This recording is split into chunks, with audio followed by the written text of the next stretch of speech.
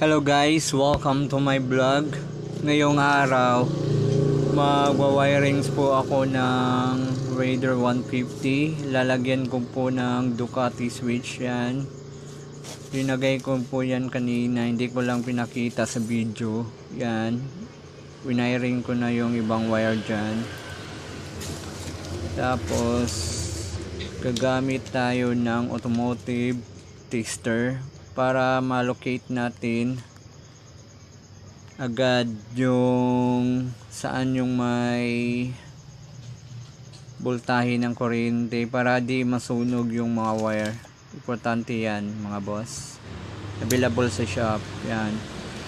Yan po yung paggamit sa automotive tester mga boss. Hanap po tayo ng negative, yung ground. Tapos i-connect natin sa mga wire kung saan yung may lalabas na kuryente, yung iilaw siya tulad kanina, may kuryente po yon mga boss. Yon, importante po yan, automotive tester. Tapos i-check natin lahat ng signal light. Yan, horn. Tapos on switch sa lights, tapos signal light switch. Yan. Then left and right po yan mga boss.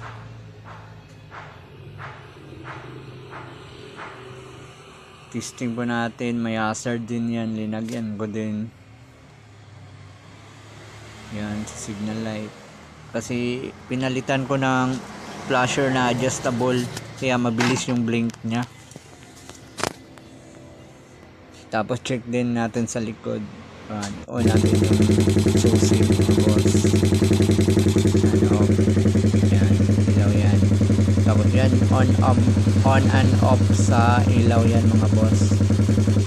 Switch yun. Yan, sa ilaw yan. High and low yan mga boss. Meron din high and low. Yan, high and low po yan mga boss.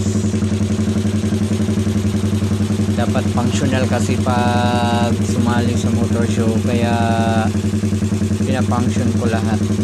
Isasaba kasi namin itong motor sa motor show, is Island of Madness. Parating na show sa Buglasan mga boss. Yan, yung sa signal light, may ilaw yung indicator nya. Tapos kanina yung sa lights. Yan.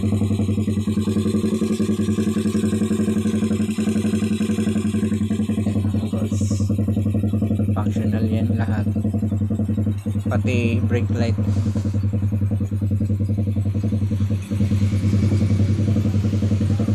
Left and right mga boss. Yan, ilaw nyo. Ayan, low. Merong on off switch din. Okay na.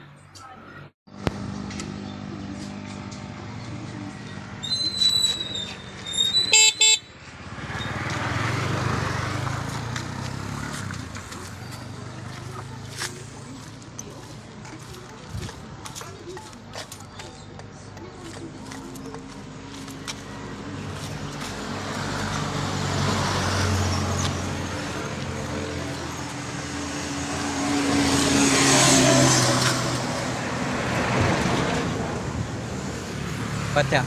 Okay, on. Itulad mayo.